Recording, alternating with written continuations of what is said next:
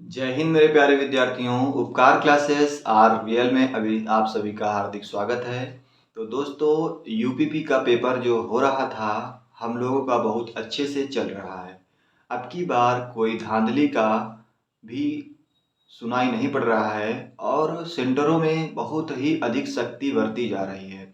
कुछ भी नहीं ले जाने दिया जा रहा है और इसी कारण से काफ़ी बच्चे परीक्षा को छोड़ रहे हैं। ठीक है, तो आप लोग को क्या करना, वहाँ पे पेपर ज़रूर देने जाना है। कुछ साथियों का, भाई बहनों का पेपर काफ़ी दूर भेज दिया गया सेंटर।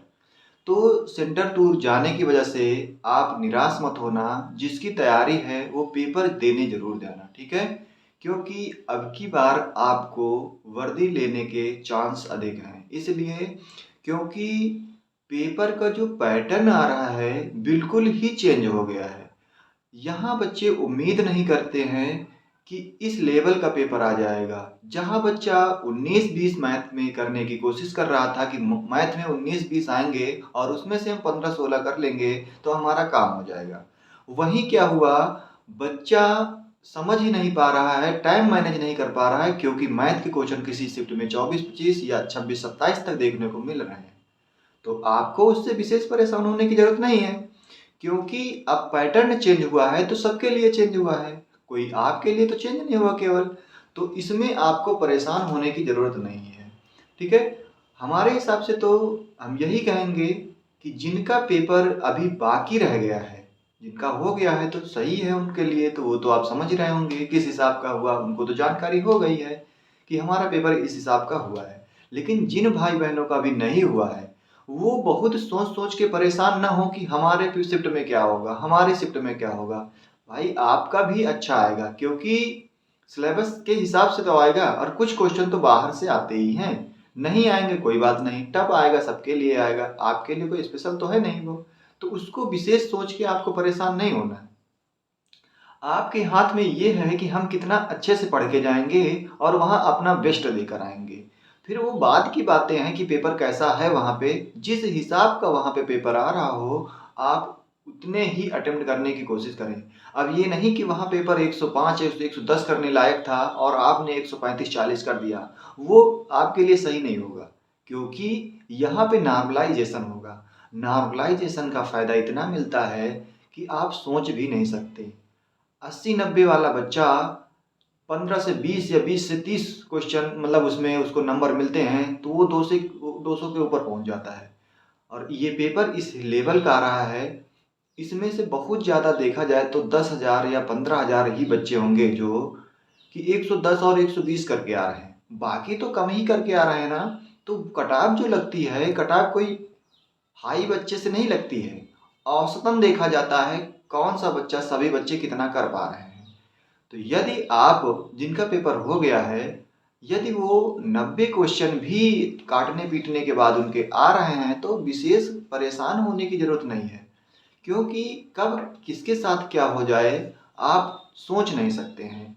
अब जैसे देख लिया जाए दिल्ली पुलिस में हुआ था उसमें सोचा गया था कि टाइम मिलेगा हमको और उसमें क्या हुआ, टाइम नहीं दिया गया और कट ऑफ देखो कितनी कम चली गई, ठीक है? तो आप पेपर को देख करके अभी पहले से ही कट ऑफ डिसाइड नहीं कर सकते हैं, क्योंकि जब पेपर हो जाएंगे सभी शिफ्टों का तो तब आपको मालूम चलेगा कि कट ऑफ कितनी जाएगी। हाँ, अनुमान लगाया जा सकता है कि इतनी कट ऑफ जा सकती है। तो याद रखना, यदि जिन बहनों का पेपर हो गया है वो यदि 80 क्वेश्चन भी काटने पीटने के बाद आ रहे हैं उनके काटने के बाद, तो उनको भी परेशान होने की ज़रूरत नहीं है, क्योंकि अभी नॉर्मलाइजेशन में आपको मिलेगा और सबसे ज़्यादा जो फ़ायदा मिलने वाला है किस शिफ्ट को मिलेगा, 23 और 24 को मिलने वाला है।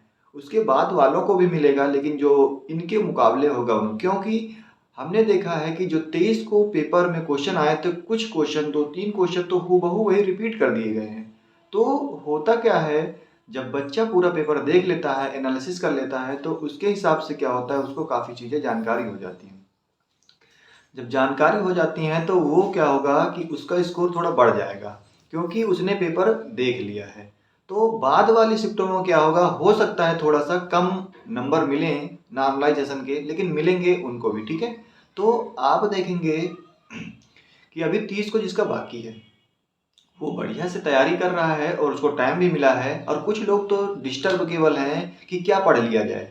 तो लास्ट टाइम में आप बहुत परेशान होने की ज़रूरत नहीं है। आप उतना पढ़ के जाइए जो आप पहले पढ़ चुके हैं, उसी को रिवीजन करें और उसी से आपका पेपर फंसेगा। ठीक है? और आपने देखा ही मानसिक वृत्ति जो पूछी जा रही थी वो इसमें पूछी नहीं गई है। इसलिए पेपर तो रीजनिंग पोर्शन जो तो आसान हो गया, लेकिन उसने क्या किया है, उसमें एग्जामिनर ने मैथ को डाल दिया अधिक। तो मैथ अधिक होने के कारण पेपर थोड़ा सा टफ हो गया है। तो साथियों, अब आपको परेशान होने की जरूरत नहीं है। जिनका काटने के बाद लड़कों में भी 190 या 95 बन रहा है, वो भी थोड़ा सा अभी परेशान ना हो, क्योंकि 23 ये जो आपका लास्ट में है पेपर 30 और 31 को, इसके हो जाने के बाद ही चीज़ें आपको समझ में आएंगी। ठीक है? तो अगर आपके 90-95 क्वेश्चन बन रहे हैं तो आप परेशान ना हो। आप अपना धीरे धीरे थोड़ा बहुत रनिंग करना स्टार्ट करें, तैयारी करें, ताकि अचानक यदि डेट आए, आपका नाम आ जाए, तो वहाँ पे क्या हो, आपको दिक्कत ना हो। और नहीं तो क्या होता है कि नाम आने के बाद टाइम नहीं मिलता है, जिसकी वजह से पिछली बार क्या हुआ था, बहुत सारे लोग बाहर हो गए थे। तो जब बाहर हो गए तो नाम आने का मतलब ही क्या हुआ। ठीक है? तो आपको परेशान होने की जरूरत नहीं है। आप लोग जितना भी स्कोर आया है, यदि आपको लगता है कि हमारा बहुत ही पेपर खराब हो गया है, तो आपके लिए एसएससी जीडी की वैकेंसी आने वाली है। अभी नोटिफिकेशन आया था, लेकिन उसको डेट बढ़ा दी गई है, 5 सितंबर कर दी गई है। तो आ जाएगा, तो उसमें अपना फॉर्म डालना और अच्छे से मेहनत करना। लेकिन फिर भी अगर आपको लगता है कि नहीं, हमारे नंबर थोड़ा ठीक ठाक हैं, हमारा नाम आ सकता है, तो आप अच्छे से तैयारी करें अपने फिजिकल के लिए। हो सकता है कि वैकेंसी हमारी बहुत अधिक है और बच्चों के पेपर छोड़ने की संख्या काफ़ी बढ़ रही है। ठीक है? और अदर वैकेंसियाँ जो हैं, जैसे जीडी की हमारी पहले की हैं, कुछ बच्चे उनमें से चले जाएंगे। तो जो क्रीम बच्चे होंगे बिल्कुल, वो तो चले जाएंगे ना। फिर क्या होगा, मेरिट कम जाने के चांस बनते हैं। तो आप लोग परेशान ना हो। जिनके 200 के नीचे भी हैं, उनका भी होने के चांस अधिक हैं अब की बार। ठीक है दोस्तों? तो आप लोग बहुत परेशान ना हो। मैं तो बारंबार यही कहूँगा कि आप लोग अपना बार बार वीडियो देख देख करके सभी की अपना दिमाग खराब ना करें, क्योंकि जितनी बार आप वीडियो देखेंगे, सभी लोग अलग अलग तरीके से बताएंगे। कोई 220 बताएगा, कोई 160 बताएगा। तो आप परेशान ना होइए। ठीक है? क्योंकि यहाँ से अनुमान नहीं लगाया जा सकता अभी क्या हो सकता है। सब लोग अनुमानित ही बता रहे हैं, एग्जैक्ट तो कोई बता नहीं पाएगा। ठीक है? अनुमान पे ही सब कुछ टिका हुआ है। तो आपको यदि लगता है, विश्वास है अपने आप में कि हाँ, हमने इतना करके आए हैं और हम पेपर बैठ के आए हैं। ठीक है? कहने को तो बहुत सारे लोग कह रहे हैं हमको पेपर मिल जाए तो मैं इतना कर दूं। सच्चाई तो भाई यही है कि जो पेपर में बैठ के आता है, उसके दिल पे क्या बीतती है वही जानता है। क्योंकि बाहर देखने में और वहाँ अंदर पेपर में बैठ करके करने में बहुत आसमान का अंतर होता है। क्योंकि वहाँ जब होते हैं हम लोग, गोला काला करने में सोच सोच कर करना पड़ता है, कहीं गलत ना हो जाए। गलत हो जाएंगे इसका भरपाई कौन करेगा, हमें भी तो करना पड़ेगा। इसलिए क्या होता है, वहाँ बच्चा बहुत सोच सोच के करता है। तो इस बात को मानते कि नहीं मानते हैं आप, कि पेपर में बैठ करके करना और यहाँ पे बातें बनाना बहुत आसान है। ठीक है? बातें बना लेना आसान है, लेकिन जब वहाँ बैठ कर करोगे तो समझ में आता है। तो आप उनसे परेशान ना हो जो कह रहे हैं कि यार तुमने तो ऐसा कर दिया, तुमने तो ऐसा कर दिया, इतना खराब पेपर कर दिया। तो भाई, उनको जवाब देने की जरूरत आपको नहीं है। समय आएगा, उनको जवाब मिल जाएगा। ठीक है? तो आप बिंदास रहिएगा, अच्छे से अपना ख्याल रखिए। कोई भी इधर उधर के फजूल के वीडियो ना देखें, ताकि आप डिमोटिवेट हो। ठीक है? तो उम्मीद करते हैं आप लोगों को हमारी बातें समझ में आई होंगी। यदि आपके 190 बन रहे हैं क्वेश्चन, काटने पीटने के बाद नंबर 190 भी आ रहे हैं, तो आप अपनी रनिंग की तैयारी करना स्टार्ट कर दें। उम्मीद है कि आप हमारी बात को मानेंगे और अपनी रनिंग स्टार्ट करेंगे। क्योंकि बाद में अगर भाई नाम आ भी गया आपका, तो क्या कर लेंगे आप, रनिंग ही नहीं कर पाएंगे तो कुछ नहीं होने वाला। तो आप रनिंग स्टार्ट करेंगे तो आपके शरीर के लिए वो फ़ायदा ही तो होगा, कोई नुकसान तो नहीं होगा ना आपके लिए। तो इसलिए आप करिए, अपनी तैयारी स्टार्ट करिए। तो आज के लिए इतना ही रखते हैं, मिलते हैं अगली वीडियो में। तब तक के लिए धन्यवाद।